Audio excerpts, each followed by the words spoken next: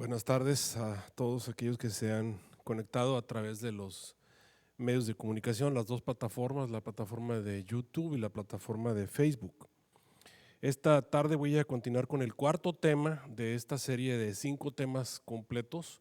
Allí en pantalla voy a poner los 5 temas si alguien los quiere seguir. Déjenme decirles que estos temas no son atractivos, no es bonito escuchar, son clases.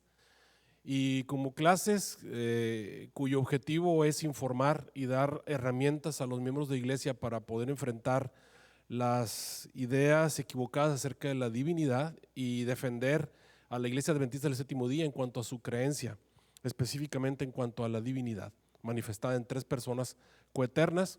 Estos no son atractivos, no son temas atractivos, no son temas para que toda la familia los escuche. Son temas cuyo objetivo es informar y darle herramientas a los miembros de iglesia una vez más para defender sus creencias. Así que, queridos hermanos, si tú estás por allí teniendo problemas con los antitrinitarios, teniendo problemas con los testigos de Jehová, si tienes que dar respuesta a lo que la iglesia adventista del séptimo día cree, puedes tomar cualquiera de estos sermones. Es una serie de 5. El primer sermón se llama ¿En qué o en quién crees?, cuyo objetivo es defender la legitimidad de Mateo 28, 19 al 20. Y el segundo tema le llamamos la divinidad del Espíritu Santo. Ustedes lo pueden encontrar ya también allí. Recuerden, el objetivo de ese sermón es darles herramientas para que ustedes puedan defenderse. El tercer tema lo predicamos el miércoles, fue la unidad de la divinidad, donde hablamos acerca de cómo Dios mantiene esa unidad en el cielo y espera que esa se manifieste también en la iglesia. Hoy vamos a hablar acerca de la divinidad de Cristo Jesús, y el objetivo de este sermón es básicamente demostrar que Jesús no es ni creado y que Jesús tampoco es engendrado. O sea, Jesús es una persona coeterna, igual que el Padre, y obviamente hay muchas partes en la Biblia a través de las cuales las personas pueden confundirse por la forma en la que la Biblia habla. El misterio de la piedad es un misterio, solamente es difícil entenderlo, así que vamos a presentar algunos versículos. Va a haber una gran cantidad de versículos. Podríamos utilizar un solo versículo para atacar estas dos creencias, pero lo que yo quiero presentarles a ustedes es una plataforma firme, que puedan ver que esto no es resultado de un solo versículo, sino que es resultado de una gran cantidad de versículos. Nuestra iglesia ha estudiado esto por años, estamos hablando de muchas décadas, en la que la iglesia llegó a conclusiones como las que llevamos hoy, basado solo en este santo libro. Y vamos a presentar que realmente ustedes pueden llegar a las conclusiones a las que la iglesia llegó leyendo los versículos de este sagrado libro. El último tema va a ser los pioneros y la plataforma de la doctrina. Todos estos temas tienen el objetivo de enfrentar a este movimiento de antitrinitarios, semiarrianos que se han levantado en la iglesia y que se han llevado una gran cantidad de personas, especialmente en Sudamérica y Centroamérica, algunas partes de México también. Desgraciadamente muchos de nuestros miembros de iglesia no tienen material para poder defenderse. Yo no soy un escolástico, yo no soy un maestro de teología, soy un pastor aquí en Richardson, Texas. Mi objetivo en la vida no es estarle dando armas a la gente para defenderse, pero desgraciadamente a veces uno siente el llamado a ayudar a la gente aun cuando no están cerca de nosotros. Así que para todos aquellos que les interesa, estos temas están allí para que ustedes los puedan seguir. Hoy vamos a hablar acerca de Dios Hijo y vamos a presentar una serie de versículos. Todos los versículos que vamos a leer hablan de la divinidad de Jesús, que Jesús es Dios primero. En segundo lugar, que Jesús no es creado, que Jesús es eterno y que Jesús tampoco es engendrado, o sea, Jesús es eterno, no puede haber comenzado. Si es engendrado o creado, quiere decir que en algún momento estaba el Padre solo. El hecho de que digamos que Jesús es engendrado, es decir, que el Padre alguna vez estuvo solo y en algún momento Jesús salió, vino en algún momento, y eso vamos a mostrarlo bíblicamente, que eso es imposible, bíblicamente hablando. Así que, queridos hermanos, recuerden que estamos enfrentando dos ideas en cuanto a Cristo, así como cuando hablamos del Espíritu Santo estábamos enfrentando dos ideas en cuanto al Espíritu Santo. La idea equivocada número 1 es que el Espíritu Santo es la fuerza activa de Dios que creen los testigos de Jehová, y la idea equivocada que enfrentamos cuando hablamos del Espíritu Santo número 2 es que el Espíritu Santo es cuando Jesús ejerce su omnipresencia, se convierte en el Espíritu Santo. Hoy vamos a hablar de las ideas equivocadas que se tienen en cuanto a Jesús. La idea equivocada número 1 es que Jesús fue el primer ser creado Y la segunda idea equivocada es que Jesús es una persona engendrada, como que el Padre alguna vez estaba embarazado y tuvo un hijo, y en ese caso es Cristo Jesús. Dijimos que este es un misterio grande de entender, y 1 Timoteo 3:16, el primer versículo, nos dice ahí: indiscutiblemente grande es el misterio de la piedad. Y luego aparece Dios con D grande, especialmente para aquellos que son testigos de Jehová. Siempre ponen en su Biblia, que desgraciadamente no pasa la revisión de las sociedades bíblicas, ponen Dios con D chica.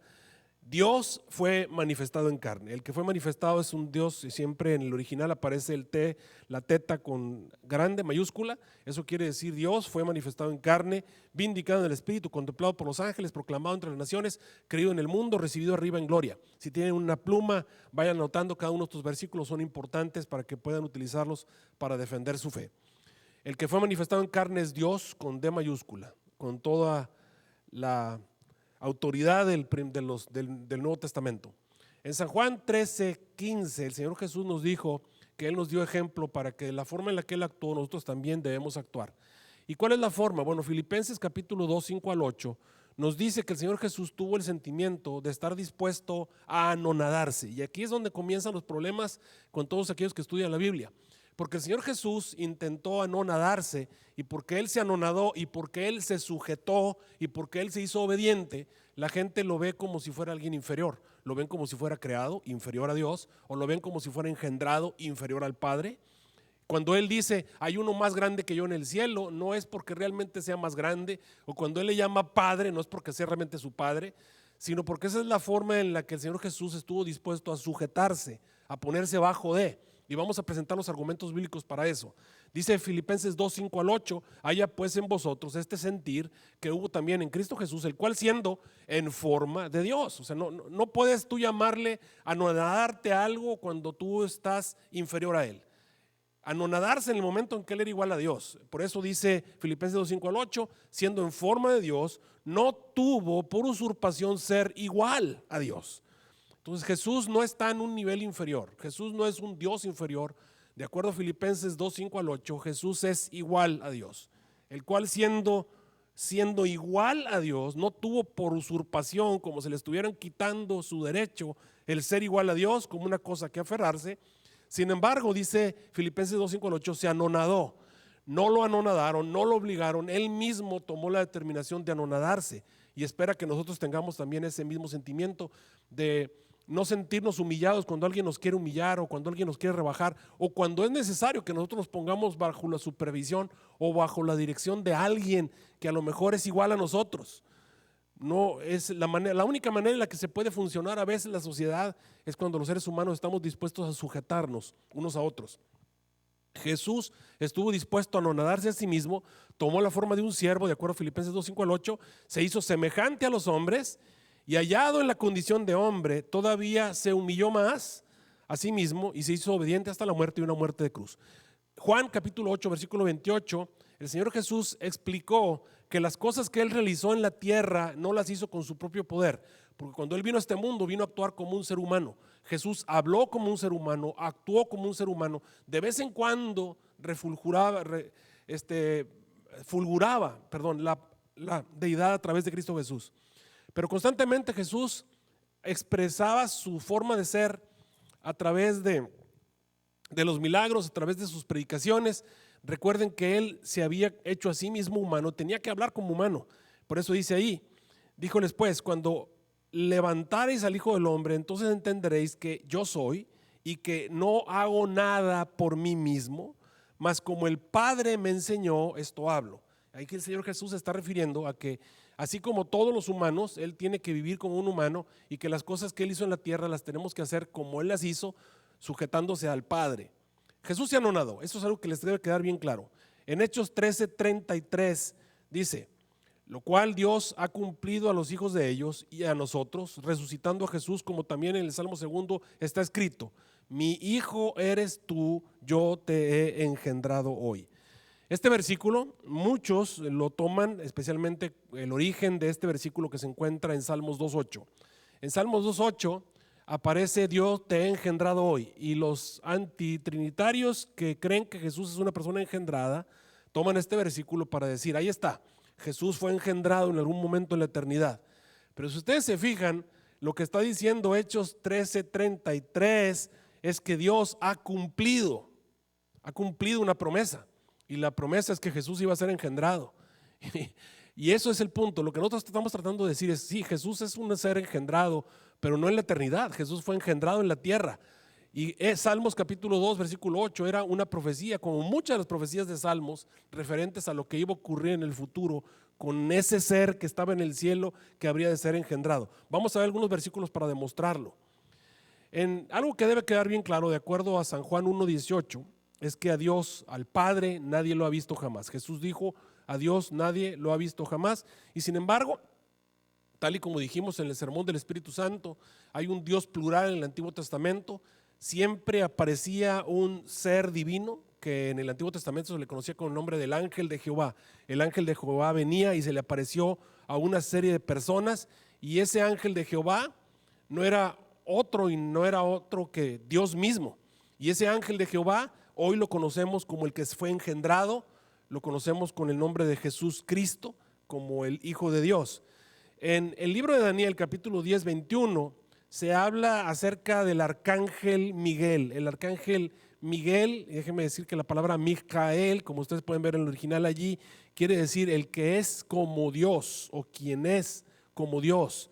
Sería obviamente un nombre blasfemo para un ser celestial presentar a un ser como un ángel, decir que ese ángel es semejante a Dios. Sin embargo, aquí tenemos a un arcángel llamado Miguel, ese arcángel Miguel o ese ángel que desde nuestro punto de vista es el mismo personaje. Ese ángel de Jehová aparece muchas veces. Por ejemplo, en Génesis 16, 11 al 15, Agar vio a ese ángel y le dijo Jehová, tú eres Dios que me ve. Ese ángel que apareció en el Antiguo Testamento era Jehová. Ese ángel, el ángel de Jehová, le dice, tú eres Dios que me ve.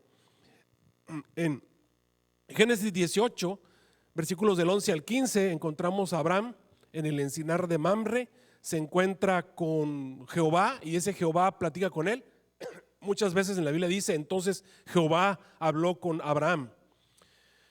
En Génesis 32, 24 al 30, tenemos el incidente de Peniel. Jacob peleó con un ángel, con ese varón con el cual estuvo peleando, y al final el mismo Jacob dice, vi a Dios cara a cara. En Zacarías capítulo 3, 1 aparece el ángel de Jehová una vez más, al lado de Josué, el gran sacerdote, y entonces está delante de Jehová y está Satanás para serle adversario. Y cuando están ahí discutiendo, este ángel de Jehová le dice, Jehová te reprenda, pero no dice que es el ángel de Jehová. La Biblia dice, y entonces Jehová le dijo a Jehová, Jehová te reprenda, le dijo a Satanás, perdón. Entonces Jehová le dijo a Satanás, Jehová te reprenda. Aquí tenemos algo interesante, que dos seres en el cielo por lo menos que se llaman Jehová. Este ángel de Jehová es Jehová también. Allí eso está obviamente en Zacarías capítulo 3 versículo 1. En Jueces 6, 14 vamos a encontrar el caso de Gedeón, donde el Señor le dice, y mirándole Jehová, se le apareció el ángel de Jehová, y entonces mirándolo el ángel de Jehová le dijo, ve con esta tu fuerza, no te envío yo. Una vez más el ángel de Jehová se le llama Jehová. Tenemos a un ángel que se le llama Yahweh o Jehová, o como ustedes le quieran decir. Recuerden que en el Antiguo Testamento realmente el nombre de Jehová no tiene vocales, o sea, no se puede pronunciar. Es JHWH o YHWH, dependiendo cómo leas la vocal, etcétera, etcétera. Ok, vamos a ver en Jueces 13:8, van a encontrar cuando Manoa le preguntó a ese ángel de Jehová, dinos cuál es tu nombre para que te adoremos. Y él le dijo, ¿por qué me preguntas por mi nombre, que es admirable? Ese ángel de Jehová le dice que su nombre es incomprensible, no podemos responder, no podemos decir JHWH. Cuando tú le llamas a Jehová, Jehová, realmente estás diciéndolo mal. Cuando le dices Yahweh a Jehová, realmente lo estás diciendo mal. Cuando le dices cualquier forma, realmente estamos diciendo mal el nombre de Dios, porque el nombre de Dios es impronunciable, no se puede pronunciar. Son 4 consonantes, JHWH, traten de pronunciarlo, es imposible. Le hemos puesto vocales para nosotros tratar de decir más o menos de alguna manera pronunciar ese nombre. Otro versículo sería Isaías 9:6. Isaías 9:6 es una profecía relativa al Mesías que habría de venir. Dice, porque un niño nos es nacido. Y lo que nos dice acerca de ese niño que iba a nacer, ¿cuáles son las características? Un hijo nos es dado, el gobierno estará sobre su hombro, será llamado maravilloso, y luego le llama consejero, y luego le llama Dios poderoso. Ese niño iba a ser Dios poderoso, iba a ser Padre eterno. Y aquí hago una pregunta. ¿Cómo le iban a llamar a ese niño? Padre eterno. Ese niño que iban a ser, de acuerdo al profeta Isaías, ¿quién es? Es el Padre eterno. ¿Y qué quiere decir Padre eterno? Padre quiere decir que Él es el Padre, y eterno, que es para siempre. Entonces, ¿quién es el Padre? ¿El que nació o el que se quedó en el cielo? De acuerdo a Isaías 9:6, el que nació es Padre eterno. Si esto fuera nada más un nombre o un título que se le da, pues entonces es un título mentiroso y es un título inadecuado, porque si ese niño que nació le dices tú Padre eterno cuando realmente no lo es, estás diciendo que la profecía de Isaías es mentirosa y es blasfema. ¿Cómo le vas a llamar a un ser creado o a un ser engendrado Padre cuando realmente no es ni el Padre, ni es un ser engendrado o ni es creado? Automáticamente podemos entender entonces que realmente ese que nació era el príncipe de paz, es el Padre eterno y por supuesto es un maravilloso consejero y es Dios poderoso. En San Juan capítulo 18, 5 al 6, vamos a encontrar cuando vinieron a atrapar a Jesús, cuando vinieron a tomarlo para llevarlo al pretorio y comenzar el proceso del Calvario. Todos estos que venían a atraparlo después de que Judas le da el beso, antes de que Judas le diera el beso, salen a buscar a Jesús. Jesús sale a enfrentarlos y les pregunta: ¿a quién buscan? Y le respondieron, versículos 5 al 6, le respondieron: a Jesús Nazareno.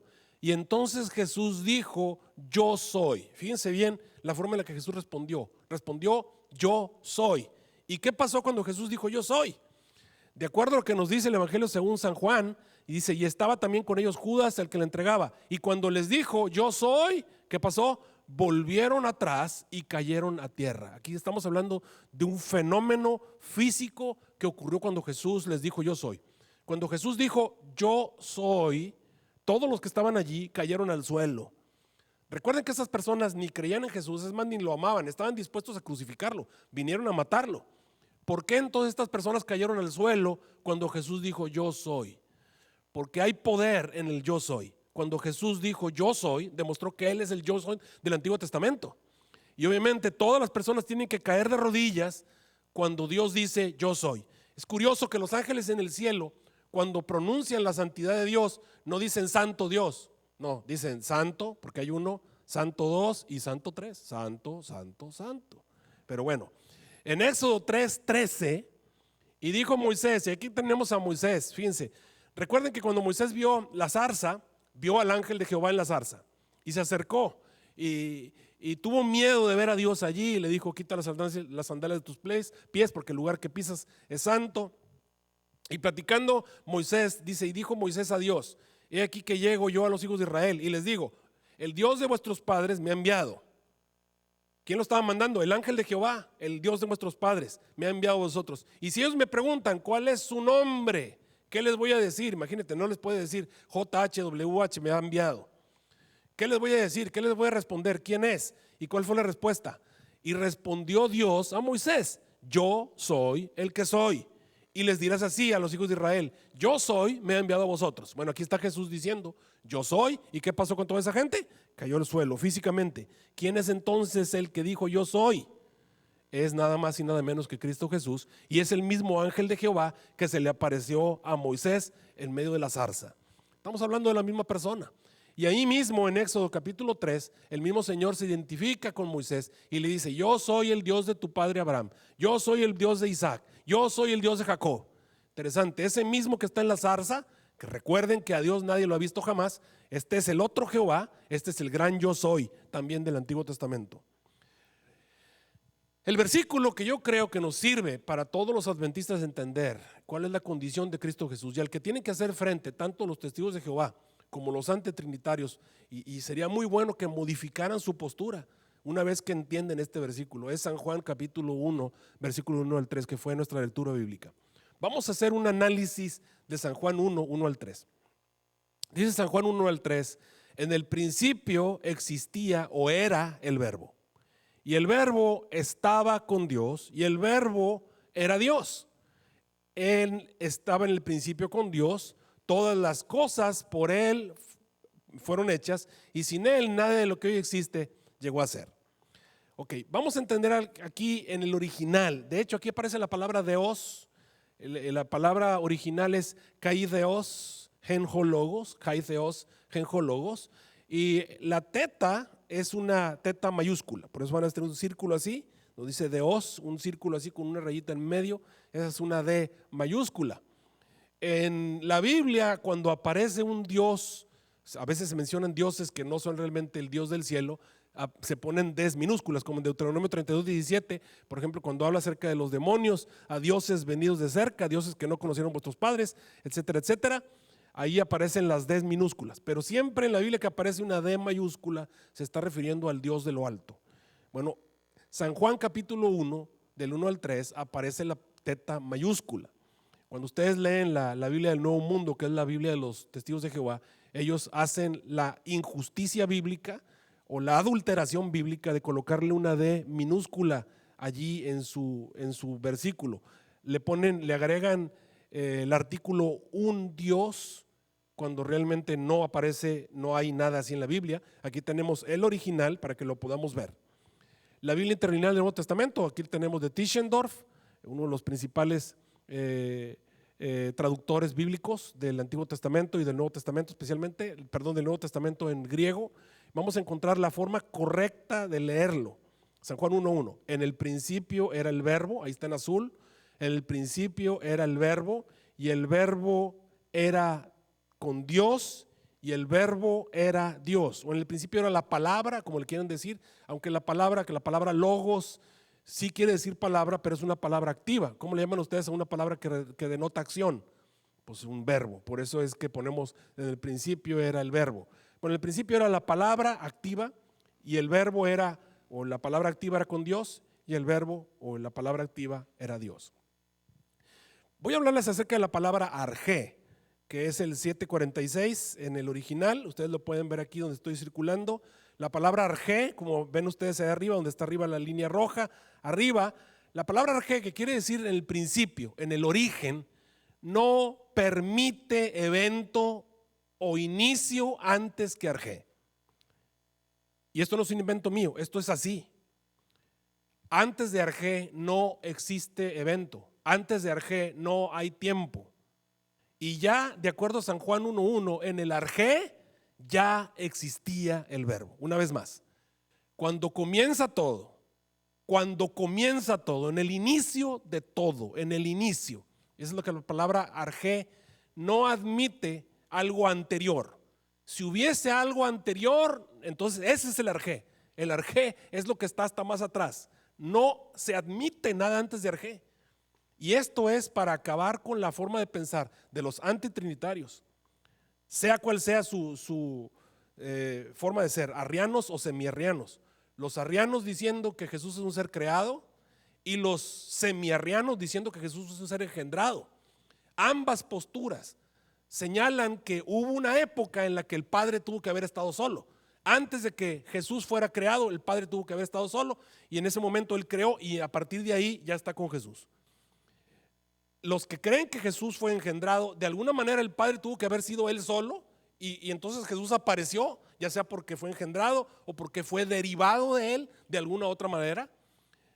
Ambas posturas no permiten, vamos a decir así, no están permitidas por la palabra arjé.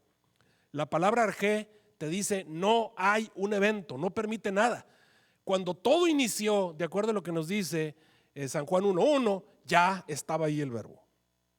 Ya estaba ahí la palabra y el verbo era Dios. Todas las cosas por Él fueron hechas, ahí a partir de Él comienza todo, Él es el inicio de todo.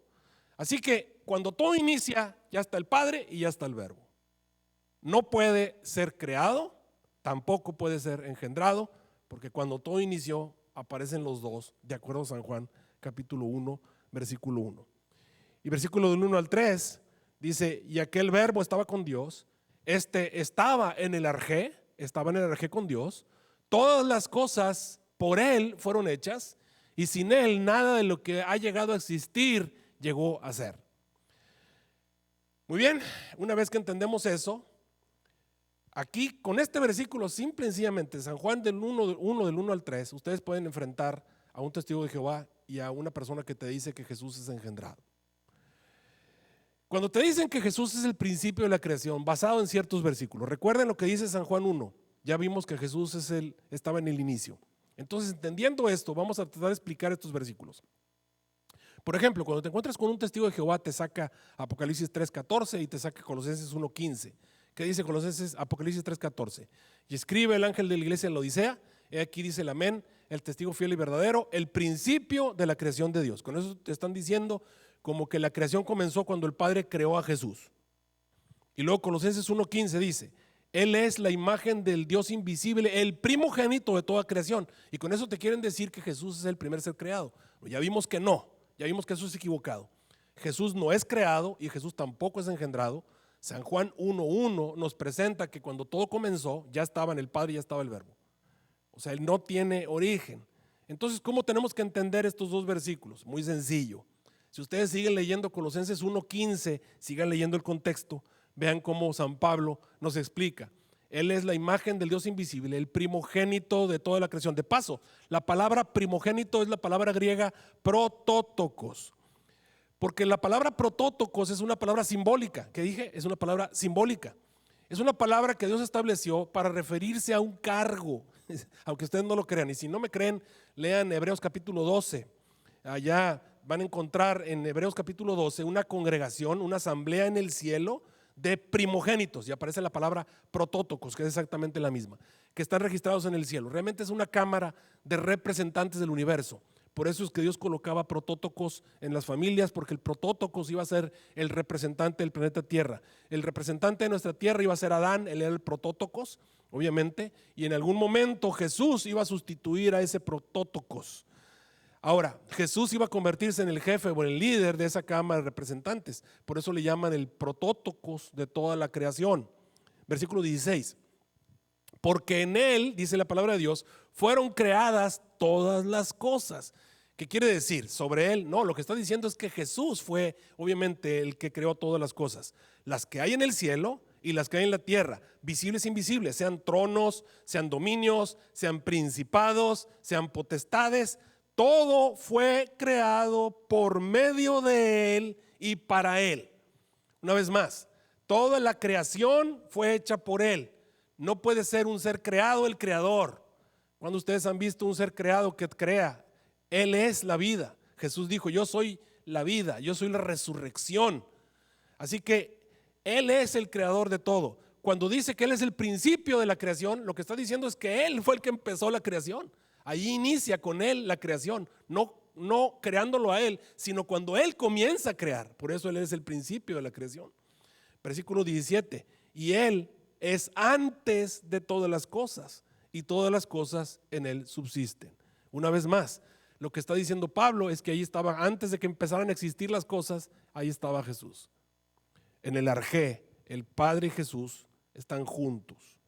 Apocalipsis capítulo 1, 17 al 18, te presenta a Jesús como el primero y el último. Y algunos dicen, pues aquí está hablando acerca de que fue el primero en existir y el último. Sí, precisamente, Él es el primero y el último. Pero tú vas a encontrar que este título también lo mantiene el mismo Padre. El Padre en el cielo también es el primero y el último. Mira lo que dice Apocalipsis 1, 17 al 18. Y cuando yo le vi, caí como muerto a sus pies, y Él puso su diestra sobre mí diciendo, no temas, yo soy el primero y el último, el alfa y el omega, ¿verdad? El primero y el último. El que vivo ha sido muerto y aquí que vivo por los siglos de los siglos. Amén. Ahora, esta misma expresión la puedes encontrar en Apocalipsis 2:8, también la puedes encontrar en Apocalipsis 22:13, el primero y el último. La utilizan Apocalipsis varias veces, por lo menos 3 veces, para referirse a Cristo Jesús. Pero también fue utilizada en el Antiguo Testamento por Dios Padre. Por ejemplo, Isaías 48, 12 y 13. Óyeme Jacob y tú Israel, llamado de mí, yo mismo, yo el primero y yo también el postrero. Ahí está hablando acerca del Dios del cielo. Es la misma expresión para referirse al Padre, la misma expresión utilizada por el Hijo. Entonces, ¿cuál de los dos es el primero? La respuesta correcta es los dos. ¿Y cuál de los dos es el último? Los dos. Una vez más, el primero y el último.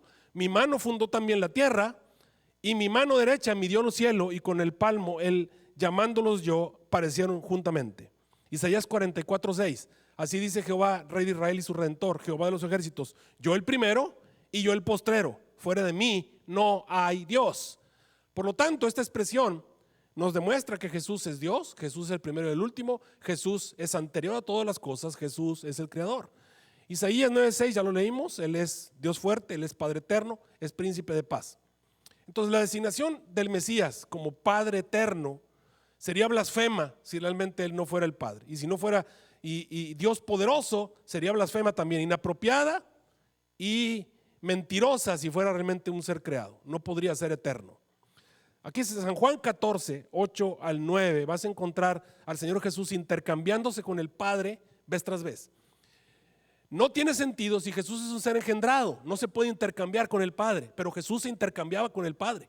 Ya vimos que Isaías 9:6 intercambió a Jesús con el Padre cuando le designó al niño que iba a nacer, se le designó Padre eterno. Ahora en San Juan 14, 8 al 9, Jesús vuelve a intercambiarse con el Padre. Le dice Felipe: Señor, muéstranos al Padre y nos basta. Y Jesús le dice: hace tanto tiempo que estoy con vosotros y no me has conocido, Felipe. El que me ha visto a mí, ha visto al Padre. ¿Cómo pues tú dices, muéstranos al Padre? Jesús se intercambia con el Padre cuando dice: hace tanto que estoy con vosotros y no me has conocido. Señor, yo quiero ver al Padre, ¿no me has conocido?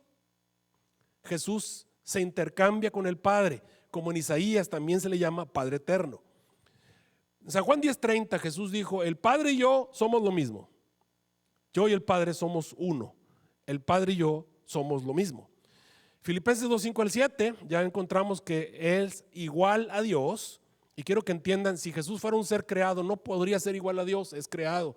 Si Jesús fuera engendrado, tampoco podría ser igual a Dios, porque es un ser engendrado. Ustedes dirán: bueno, pastor, pero nosotros como familia somos iguales. Mire, yo tengo hijos, ¿y cuál de mis hijos es igual a mí? Ninguno de mis hijos es igual a mí. No porque yo sea más que ellos, algunos de ellos tienen cosas que yo no hago y tengo cosas que yo hago que ellos no hacen. Y tienen características mis hijos que yo no tengo y yo tengo características que ellos no tienen. Así que estamos hablando de un ser engendrado, no podría ser igual a Dios. Por eso dice ahí: no tuvo por usurpación ser igual a Dios como una cosa que aferrarse, sino que estuvo dispuesto a anonadarse y a tomar la forma de un siervo y hecho semejante. ¿Cuál sería el anonadamiento de Jesús si Jesús ya fuera hijo? Desde entonces se convirtió en hijo, pues, entonces no tiene nada, pues siempre fue un hijo. Jesús se anonadó porque realmente Él era igual a Dios. No tendría sentido el anonadarse si no fuera igual a Dios. Colosenses capítulo 2, versículo 9. Porque en Él, hablando de Jesús, habita toda la plenitud de la divinidad corporalmente. O sea, quiere decir aquí que no tiene nada Dios que Jesús no tenga. Preexistencia, Jesús es preexistente. Eternidad, Jesús es eterno. No haber sido concebido, también Jesús lo tiene. Si Jesús hubiese sido concebido, no tendría la plenitud de la divinidad. Si Jesús hubiera sido creado, no tendría la plenitud de la divinidad. Por lo tanto, dice ahí: en Él habita toda la plenitud de la divinidad corporalmente. Romanos 9:5, cuyos son los padres, de los cuales es Cristo según la carne, el cual es Dios sobre todas las cosas, bendito por los siglos, amén. En Mateo 28, 16 al 19 está la fórmula bautismal, de la cual ya dimos un tema completo, mostrando que esto es totalmente legítimo. El Señor Jesús nos manda a bautizar no solamente en el nombre del Padre, que sería el mayor, no.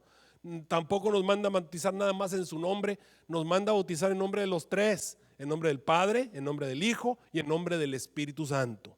Ahí están los tres para bautizar. Pero hay algo más que quiero notar que ocurrió en Mateo 28, 16 al 19.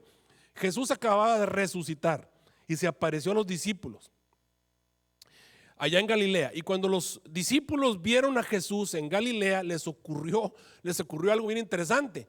Dice versículo 16 en adelante: mas los 11 discípulos se fueron a Galilea, al monte donde Jesús les había ordenado, y como lo vieron, nota, ahí está Jesús, los discípulos ven a Jesús, dice la Biblia, le adoraron. ¿Qué hicieron con Jesús? Ahora recuerden, estamos hablando de judíos. Los judíos no se atreven a ponerse de rodillas ante ninguna persona, no hacen hawa, como se llama en hebreo, delante de ninguna persona que no sea Dios. Ellos no se ponen de rodillas delante de nadie si no es Dios. recordemos el caso de Mardoqueo, por ejemplo, que no estaba dispuesto a postrarse delante de una persona. No se atreven. ¿Se acuerdan ustedes cuando Juan se le quiso poner de rodillas a un ángel? Y el ángel le dijo allá en Apocalipsis capítulo 10, él se le quiso poner de rodillas y el ángel le dijo, no te pongas de rodillas, yo también soy siervo contigo y con tus hermanos que tienen el testimonio de Jesucristo, no me adores. Bueno, Jesús no les impide a la gente que lo adoren, se ponen de rodillas y le adoran. Ahora, la Biblia nos dice que algunos de los discípulos dudaron en ponerse de rodillas delante de Jesús. Dice ahí, como le vieron, le adoraron, pero algunos de los discípulos dudaban. Ahora te pregunto, ¿por qué? ¿Por qué dudaban? Y la respuesta es porque eran judíos. ¿Y por qué dudaban de ponerse de rodillas? Porque dudaban de que Jesús fuera digno de ser adorado. Lo habían visto como un ser humano y el hecho de que fuera un ser humano los confundía y les hacía creer que realmente Jesús no era Dios. Lo mismo le pasó a los ángeles cuando el ángel de Jehová andaba entre ellos como ángel de Jehová, o cuando Miguel andaba entre ellos. ¿Qué pasaba con los ángeles? Los ángeles pensaban, como pensó Lucifer, que él era mayor a ese ángel. Y lo mismo les pasaba a los seres humanos aquí, se confundían porque veían a Jesús como humano. Sin embargo, cuando los discípulos se ponen de rodillas, algunos dudan, entonces Jesús se acerca y les dice, miren, toda potestad me es dada en el cielo, toda autoridad me es dada en el cielo. ¿Quién es la autoridad del cielo? Si el Padre tuviera toda la autoridad, ¿por qué entonces se la dio al Hijo? Toda autoridad me es dada. ¿Eso qué quiere decir? Que hay autoridad que el Padre tenga. Si el Padre tuviera autoridad que no tiene, entonces Jesús mintió cuando dijo, toda autoridad me es dada en el cielo. Si el Padre tuviese autoridad que Jesús no tiene, entonces Jesús mintió cuando dijo toda autoridad. No, ¿cómo vas a decir eso? Yo tengo más autoridad que tú, podría haber dicho el Padre. Pero no, Jesús nos informa, toda autoridad me es dada en el cielo y en la tierra. Por tanto, vayan y doctrinen a todos los gentiles, bautícenlos en el nombre del Padre, y en el nombre del Hijo y en el nombre del Espíritu Santo. Las tres autoridades, obviamente. Y ese es el nombre de esas tres autoridades, tiene que ser invocado cuando una persona va a ser bautizada. ¿Para qué? Para que la persona le dé autoridad a esas tres autoridades. Cuando tú te bautizas en nombre del Padre, le das autoridad al Padre para venir a tu vida. Cuando seas bautizado en nombre de Jesucristo, le das autoridad a Jesucristo, al Hijo, para venir a tomar autoridad en tu vida. Y cuando eres bautizado en nombre del Espíritu Santo, le das autoridad al Espíritu Santo para que venga a intervenir en tu vida. Ok, San Juan 20, 28 al 29. Y vamos a encontrar el mismo problema con Tomás. Entonces Tomás respondió y le dijo, Señor mío y Dios mío. ¿Cómo le llamó Tomás a Jesús? Señor mío y Dios mío. Eso fue cuando después de su resurrección le dijo, Padre, tócame aquí. Y fue y lo tocó, Señor mío y Dios mío. Y le dije a Jesús, porque me has visto, Tomás, creíste. Bienaventurados los que no vieron y creyeron. San Juan capítulo 9, versículos 35 al 38. Jesús se encuentra con el joven que había sido nacido ciego, al cual había curado, lo habían expulsado. Jesús se acerca y les dijo, ¿crees en el Hijo de Dios? Y le dijo, ¿quién es, Señor, para que yo crea en él? Y le dijo Jesús, al que has visto y le has conocido, él es. Y él le dijo, creo, Señor. Y dice la Biblia, y se puso de rodillas para adorarlo. Jesús nunca evitó que los seres humanos lo adoraran. ¿Sabes por qué? Porque es digno de adoración. Lo mismo ocurrió con el ángel de Jehová en el Antiguo Testamento. Cuando le ofrecieron sacrificios, lo recibió. Cuando se ponían de rodillas para adorarlo, él aceptaba la adoración, porque ese ángel de Jehová era digno de ser adorado. Lo mismo que con Cristo Jesús. En Marcos 5, 6, y como vio a Jesús de lejos, corrió, ¿y qué crees que hizo? Lo adoró. Incluso este es el endemoniado gadareno, de acuerdo a Marcos 5, 6. En Mateo 15, 25 te vas a encontrar en la mujer sirofenicia. Entonces ella vino y lo adoró diciendo, Señor, socórreme. Y Jesús a ninguna de estas personas les dijo que no lo adoraran, porque Jesús reconoce o entiende que él tiene que ser adorado. En Mateo 9, 18, hablando él estas cosas, he aquí vino un principal, este es Jairo, y le adoraba diciendo, mi hija es muerta, poco ha, ven, pon tu mano sobre ella y vivirá. Ahí está Jesús siendo adorado, y él nunca le dijo a nadie, no me adores. Te vas a encontrar en San Juan 10, 30 al 33, cuando Jesús dijo, yo y el Padre somos una cosa. ¿Qué fue lo que entendieron los judíos? Tomaron piedras para apedrearlo, porque eso quería decir, no te estamos apedreando por buena obra, sino por la blasfemia, porque tú, siendo hombre, te estás haciendo a ti mismo Dios. Ahora, obviamente, si Jesús se estuviese haciendo Dios sin ser Dios, sí sería una blasfemia. pero es evidente que Jesús no está blasfemando. ¿Por qué? Porque Él es Dios. Y cuando dice yo y el Padre somos lo mismo, no está tampoco exagerando. Está diciendo exactamente lo que Él es. En Romanos 9:5 te encuentras: de ellos son los padres, de quienes procede Cristo según la carne, que es, con D mayúscula en el original, Dios sobre todas las cosas. Alabado sea por los siglos. Amén. Ok, hablemos acerca de Jesús, hijo engendrado. Es cierto, ya dijimos que Jesús no tiene origen, de acuerdo a lo que leímos en San Juan 1. Él no tiene origen. ¿Por qué? Porque en el origen, que es la palabra arge, en el inicio, ya estaba Jesús ahí. Ya estaba. En el inicio de todo estaba el Padre y estaba Jesús, de acuerdo a San Juan 1. Por eso Filipenses 2:5-8 nos explica que Jesús estuvo dispuesto a anonadarse. Cuando Jesús dice que el Padre es mayor que Él, no es que realmente sea mayor, Él se está anonadando. Cuando dice que se sujeta a Dios, no es porque sea mayor el Padre, sino que Él está dispuesto a sujetarse. Cuando dice que Él es el Hijo y el otro es el Padre, se está sujetando. Filipenses 2:5-8 lo explica claramente. Haya pues en vosotros esta misma forma de ser que hubo también en Cristo Jesús, el cual, siendo igual a Dios, siendo en forma de Dios, no tuvo, porque le están quitando su derecho el ser igual a Dios. Sin embargo, estuvo dispuesto a anonadarse a sí mismo. ¿Por qué lo hizo el Señor? Para darle ejemplo a toda la creación. ¿Sabes por qué empezó la rebelión en el cielo? ¿Sabes cuál fue el problema en el cielo? El problema en el cielo fue cuando los seres humanos no estaban dispuestos a humillarse y a ponerse bajo autoridades. La rebelión en el cielo comenzó cuando Lucifer quiso ser adorado y ponerse en un lugar arriba de algo que él no merecía. Bueno, aquí Jesús mostró lo que debe ser la forma de sentir de todos los seres creados y de todos los seres del universo, cuando Él mismo, siendo en forma de Dios, estuvo dispuesto a humillarse y a anonadarse a sí mismo. Tomó la forma de siervo, se hizo semejante a los hombres y, hallado en la condición como hombre, se humilló a sí mismo, se hizo obediente hasta la muerte y muerte de cruz.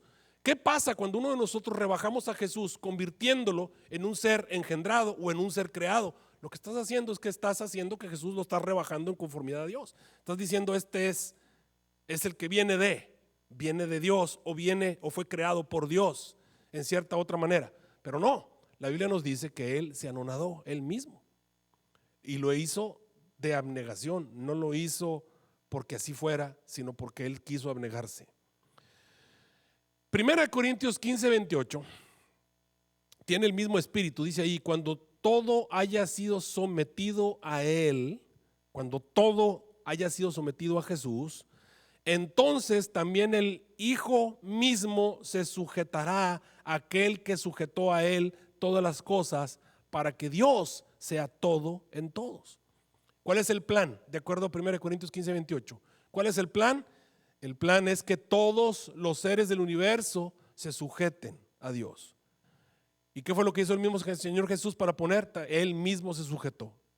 Él mismo se sujetó porque tiene que haber una autoridad. Y porque tiene que haber una autoridad, ellos se ponen de acuerdo y deciden quién va a ser la autoridad, y los demás se someten y se humillan, aun cuando son iguales, se someten. Y si ese mismo espíritu existe en la divinidad, pues cuánto más en los seres creados debe existir el mismo espíritu que en la misma divinidad existe. Salmo 2:7. Fíjense lo que dice Salmo 2:7.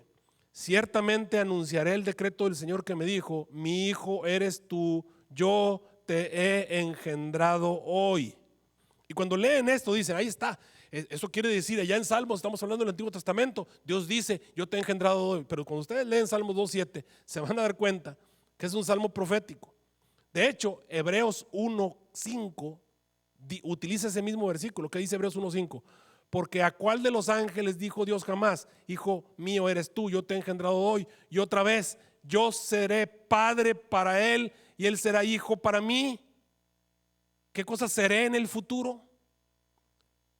Porque aquí aparece la palabra futuro. Yo seré padre. Entonces en ese momento no es su padre. ¿Cuándo va a ser? En el futuro. Yo seré padre para él y él será hijo para mí. ¿Desde cuándo? Pues en el futuro.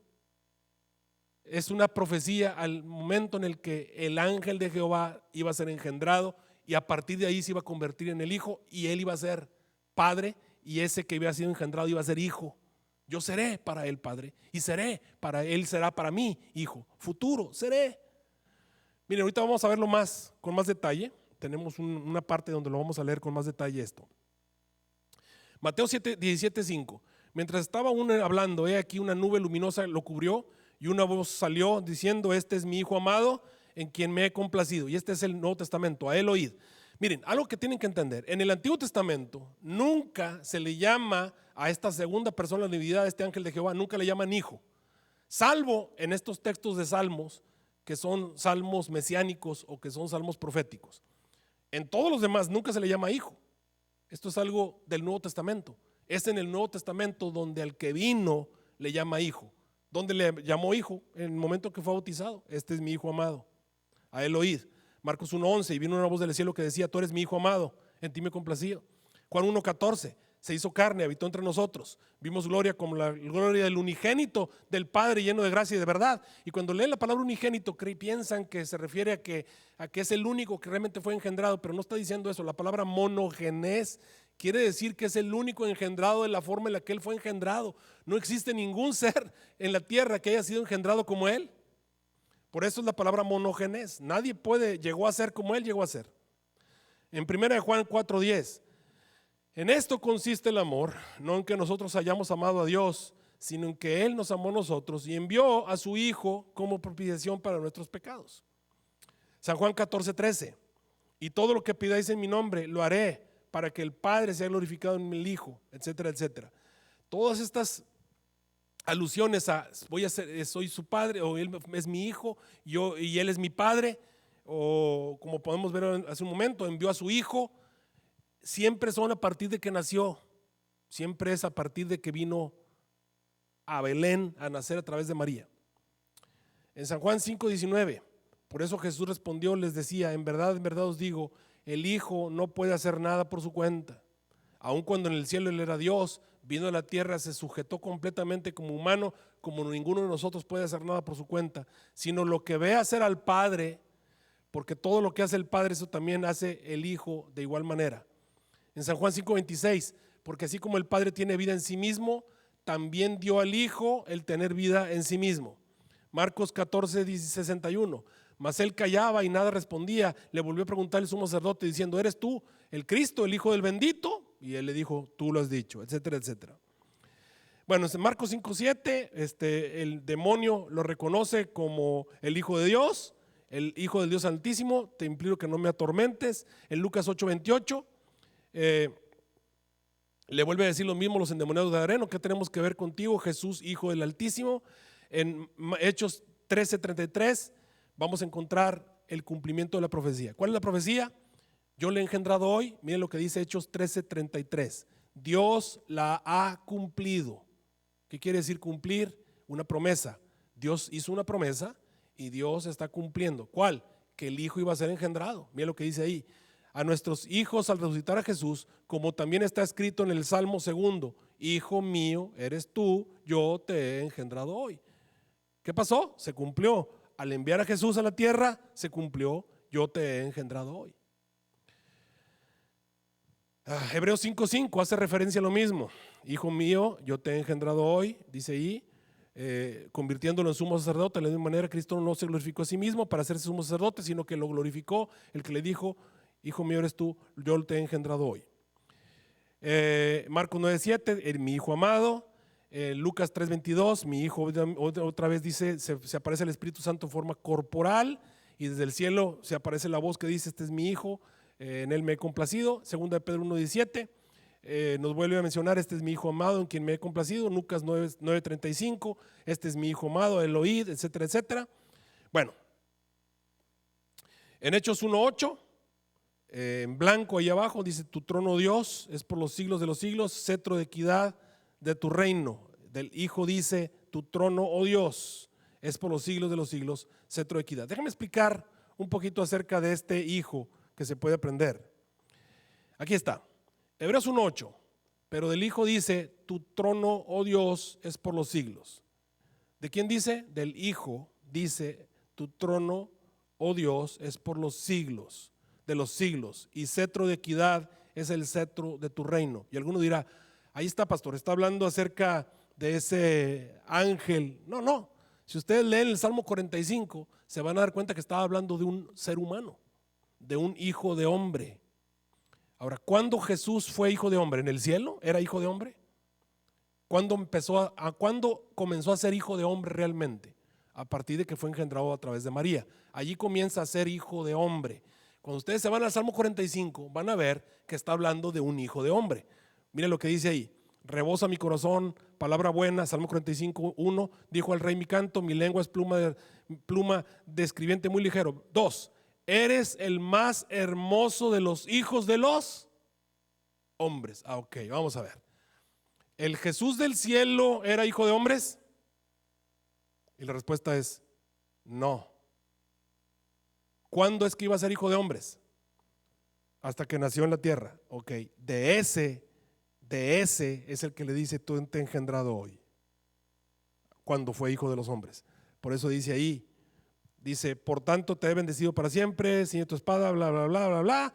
Versículo 6, tu trono, oh Dios, es eterno y para siempre.